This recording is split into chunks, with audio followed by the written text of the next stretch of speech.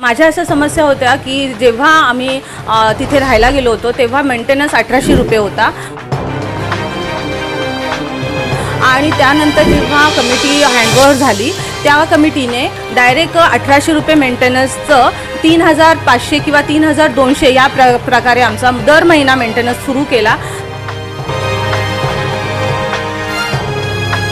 जे कॅमेरे आहेत ते 6 महिने बंद होते, तर कॅमेरे जेव्हा बंद असतात तर काही घटना झाली तर याचं मग रिस्पॉन्सिबल म्हणजे कोण असेल?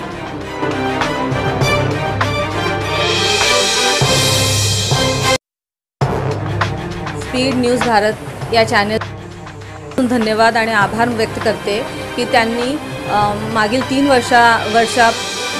वर्षापासून माझ्याबरोबर सतत वेळात वेळ काढून त्यांनी सहाय्यक निबंधक ऑफिस में हजेरी लावली। न्यूज़ भारत के सभी दर्शकों को स्वागत है। मैं साबिर शेख अंबरनाथ पश्चिम से बोल रहा हूँ। मुझे कुछ जानकारी मिली नाना पाटिल प्राइड करके, जो कि बेतल चर्च परिसर में एक बड़ा ही कॉम्प्लेक्स है, वहाँ पे कुछ फ्लैट होल्डर रहते थे, उनकी कुछ समस्याएं थी जो उन्होंने सोसाइटी ऑफिस में जा करके फॉलोअप लिया और फॉलोअप लेने के बाद में उनको आज 3 साल के बाद उनको इंसाफ मिला है।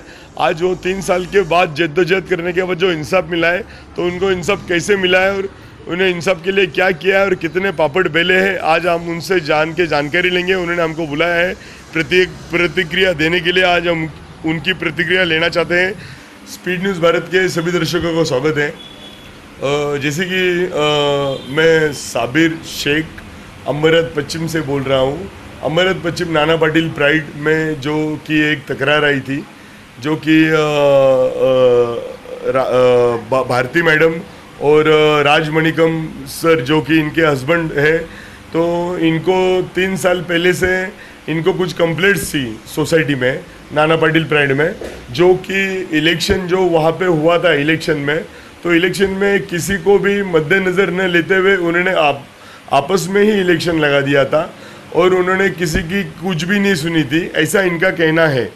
और दूसरी बात ऐसी है, तो इन्होंने इनकी जो कंप्लेंट्स थी, इनकी जो तकरारें थी, तो इन्होंने वो तकरारों का निवारण कैसा किया, आज हम इनसे पूछ के लेंगे। इनको इंसाफ कैसे मिला और इंसाफ कैसे मिलता है, वो आज हम भारती मैडम से आज रूबरू होंगे, उनसे पूछेंगे, वो हमको बताएंगे आज जो कुछ भी इनके साथ इंसिडेंट हुआ है, 3 साल के बाद इनको इंसाफ मिला है और इंसाफ कैसे मिला है।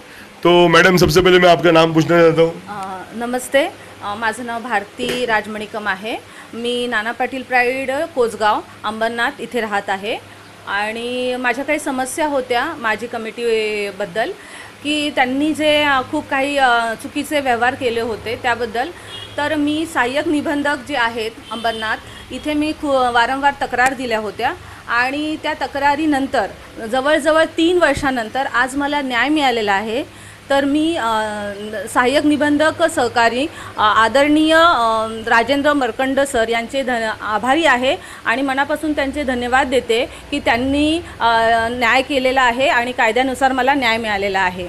पण मी तुम्हाला एक प्रश्न विचारतो की तुम्हाला जी समस्या होती, मला काय समस्याबद्दल थोडक्यात माहिती द्याल का?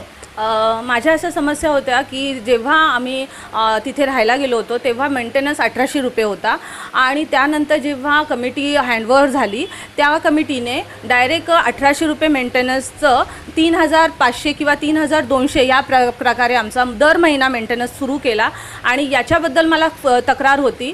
आणि दुसरी गोष्ट म्हणजे की जर आमच्याकडून 3200 हा मेंटेनन्स पर महिना म्हणजे प्रति महिना जर तुम्ही घेत आहात तर त्याची आम्हाला काय सुविधा देतात आहे, तर त्या सुविधा त्यांच्याकडे तशा नव्हत्या उपलब्ध। जसे तुम्ही बघू शकतात की जे गार्ड असतात तर त्यांची गोपनीय माहिती ठेवणे गरजेचं असतं। अच्छा, गोपनीय माहिती पोलीस स्टेशनमध्ये देणे गरजेचं असतं, तर ते त्यांनी ठेवलं नव्हतं। तसंच जे कॅमेरे आहेत ते 6 महिने बंद होते, तर कॅमेरे जेव्हा बंद असतात तर काही घटना झाली तर याचं मग रिस्पॉन्सिबल म्हणजे कोण असेल त्याची जिम्मेदार कोण असेल, तर हे खूप काही समस्या अच्छा, होत्या. तुम्ही हे प्रश्न विचारलेले त्यांना? मी हे प्रश्न वारंवार विचारले आणि जे माझी कमिटीचे लोक आहेत त्यांच्याकडे मी अर्जसुद्धा दिले आहे, पण त्यांनी ते अर्ज स्वीकारले नव्हते. तसेच ते कुठल्याही समस्येचे निवारण करायला तयार नव्हते. शेवटी मी आपले जे अंबरनाथचे जे सहाय्यक निबंधक अधिकारी आहेत तिकडे मी अर्ज केला आणि तब्बल मी 3 वर्ष सतत 60 ते 70 वेळा मी ऑफिसमध्ये चक्रा मारल्या आणि आज शेवटी एक मिनिट आपल्याला सर्व दर्शकांना सांगतो, या भारती मॅडमने कमीत कमी 3 वर्षामध्ये 70 ते 75 चक्रा मारलेला आहे. तिथं रजिस्टरमध्ये त्यांची एंट्री आहे आणि त्याच्यानंतर त्यांना न्याय भेटलेला आहे. म्हणजे संविधान कुठेतरी नाही, सगळीकडे संविधानाच्या मार्गाने चालल्या म्हणून त्यांना आज तो न्याय भेटलेला आहे असं त्यांचं म्हणणं आहे. आणि आता पुढचा विषय आपण करू. हां, तर मला न्याय मिळालेला आहे. सहाय्यक निबंधक यांनी हे जे नोटीस आहे ह्या नोटीसच्या जरिये जे माजी सदस्य आहेत त्यांना 5 वर्षासाठी पदावरून बरखास्त केलेलं आहे. तर मला दर्शकांना एवढंच सांगायचं आहे आणि सगळ्या नागरिकांना सांगू इच्छिते की अन्याय सहन करणे हा खूप मोठा गुन्हा आहे. अन्याय करणे गुन्हा आहे, तसंच अन्याय सहन करणे पण गुन्हा आहे. कुणालाही कुठलं पण प्रॉब्लेम असेल किंवा कुठली पण लहानात लहान समस्या असेल तर त्यांनी आवाज उठवा, कारण की कायदा हा जनसामान्य लोकांसाठी आहे आणि आपला जो भारतीय संविधानामध्ये जो कायदा आहे खरोखर तो पूर्ण होतो आणि मला विश्वास पटलेला आहे की वेळ लागतो पण सत्याची अखेरीस जीत होते. आणि याच्या पहिले तुम्ही जेव्हा माझ्यामध्ये 3 वर्षामध्ये जेव्हा पहिल्या वर्षी तुम्ही जेव्हा कंप्लेंट तक्रारी घेऊन गेलेले त्यावेळेला तिकडे जे साहेब होते सहाय्यक निबंधक ते कोण होते? त्यांच्यावर भ्रष्टाचाराचा आरोप झालेला, अँटी करप्शन सेलने त्यांना म्हणजे अरेस्ट केलेलं वगैरे असं काय विषय होता, माहिती असेल तुम्हाला त्याच्याबद्दल? हां, मी जेव्हा नवीन म्हणजे जेव्हा मी स्टार्टिंगला जेव्हा मी अर्ज घेऊन तिथे गेली होती तिथे सहाय्यक निबंधक चेतन चौधरी आणि दुसरे एक अच्छा, त्यांना लाच लुचपत खात्याने त्यांच्यावर धाड टाकलेली, त्यांना पकडलेले ते? हां, तेच होते ते. तर त्याच्याबद्दल काही पूर्णतः माहिती मला नाही आहे, पण आम्ही त्या ऑफिसमध्ये गेलो असताना तेव्हा तो प्रकार घडला होता. मग त्याच्यानंतर जे आता आले मर्कन साहेब, त्यांचा रिस्पॉन्स कसा आहे?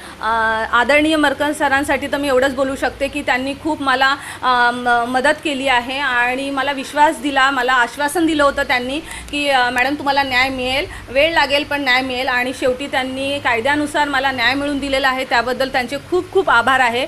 आणि त्याचबरोबर स्पीड न्यूज भारत या चॅनल धन्यवाद आणि आभार व्यक्त करते की त्यांनी मागील 3 वर्षापासून माझ्याबरोबर सतत वेळात वेळ काढून त्यांनी सहाय्यक निबंधक ऑफिसमध्ये हजेरी लावली आणि त्यांच्याचमुळे मला आज न्याय मिळालेला आहे. त्यामुळे मी त्यांचे खरोखर मनापासून आभार व्यक्त करते. आमचं खूप भाग्य आहे की स्पीड न्यूज भारत चॅनलमध्ये मी स्वतः एक ॲज अ रिपोर्टर म्हणून काम करतो आणि त्या माध्यमातून भरपूर कामं होतात आणि भरपूर गरीब गरजू लोक असतात ज्यांच्यावर अन्याय होत असतो आणि ज्यांच्या अन्यायाला वाचा फोडण्यासाठी हा चॅनल समर्थ आहे. आणि ज्याच्यावरही अन्याय होत असेल त्याने सरळ आम्हाला संपर्क साधावा. आता तुम्ही भारती मॅडमकडून ऐकलं असेल की आमच्या चॅनलने त्यांना भरपूर साथ दिलेली आहे आणि प्रत्यक्ष आम्ही जाऊन स्वतः भेटतो आणि दोघांच्या बाजू मांडतो आणि त्याच्यानंतर काय जो निर्णय निघतो तो आपण बघितलेला आहे. तर एवढंच बोलून मी संपवणार. साबिर शेख, अंबरनाथ पश्चिम, Nana Patil pride. Speed news Bharat.